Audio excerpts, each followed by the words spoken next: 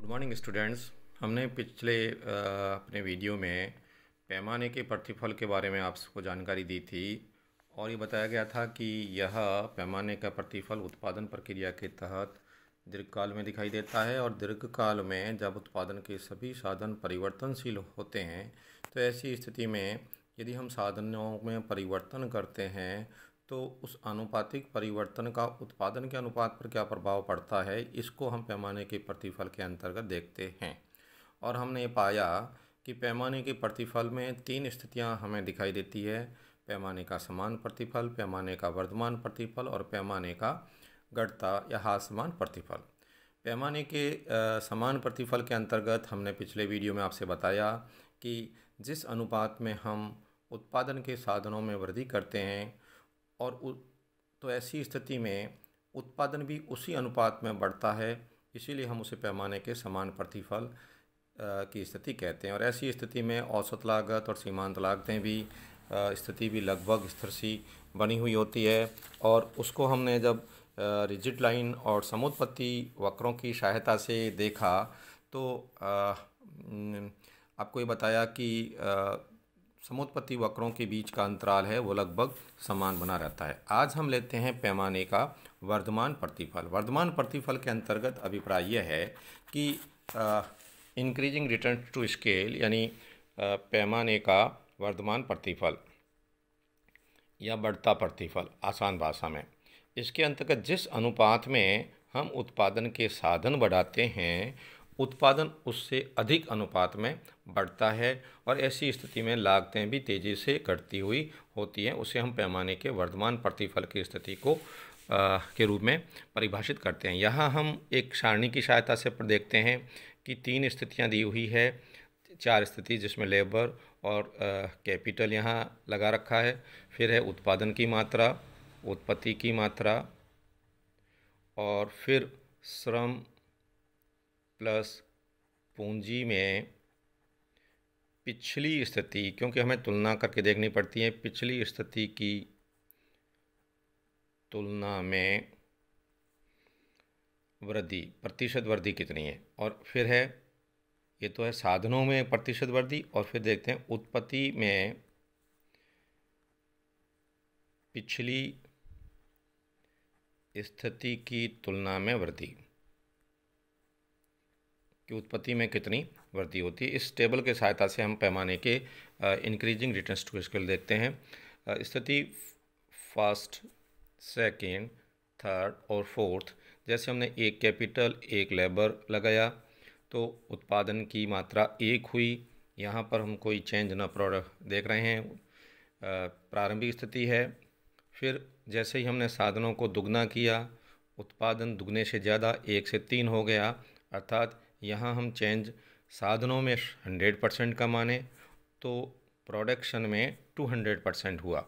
फिर तीसरी स्थिति में हमने साधन दुगने किए तो यह उत्पादन है वह 3 से दुगना 6 न होकर के 12 हो गया, यानी 9 के करीब बढ़ गया। तो यहाँ पर साधन में 100% की वृद्धि हुई, जबकि उत्पत्ति में 300% की वृद्धि हुई। नेक्स्ट सिचुएशन में देखते हैं, साधन को हमने 4 से 6 किया, प्रोडक्शन 12, यानी प्रोडक्ट 12 से 22 10 के बराबर बढ़ गया, यानी साधनों में 50%, 4 से 6 50% की वृद्धि।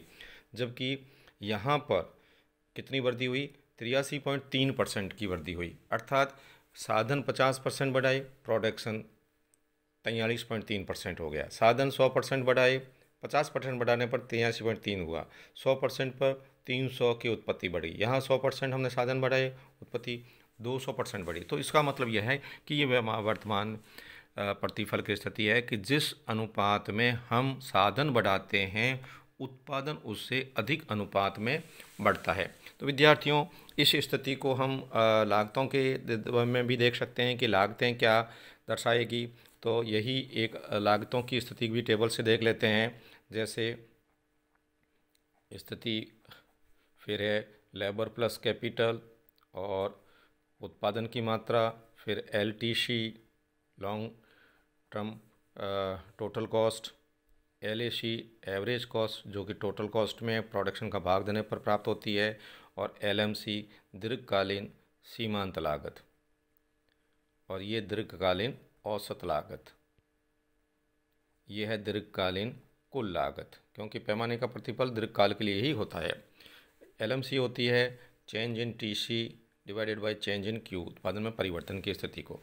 अब जैसे फर्स्ट स्थिति में क्या है कि हमने 1 + 1 लगाया, उत्पादन हमारा 1 हुआ, टोटल कॉस्ट 2, औसत भी 2, सीमांत भी 2।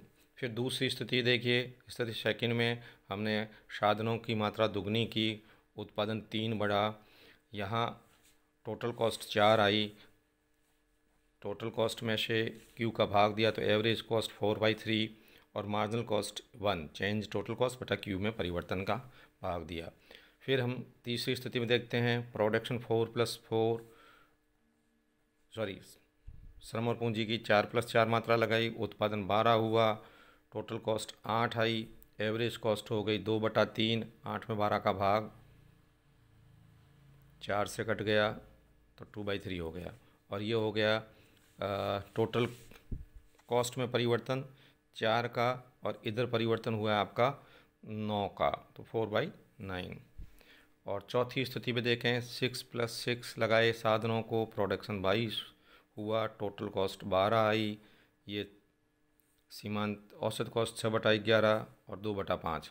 तो विद्यार्थियों देखिए, हमने ये पाया कि जैसे जैसे उत्पादन के साधनों को बढ़ाते हैं, उत्पादन तेज़ी से बढ़ता है, जिससे टोटल कॉस्ट जो कि बढ़ने की दर है, जो हमारा औसत कॉस्ट से पता लगता है, वह घट रही है और सीमांत लागतें भी घटती हुई होती है। तो पैमाने के वर्तमान प्रतिफल के अंतर्गत हमें ये दिखाई देता है कि औसत एवं सीमांत लागतों में दोनों में निरंतर कमी होती है। इसको यदि हम चाहें तो उसके आधार पर भी देख सकते हैं समोत्पत्ति वक्रों की सहायता से।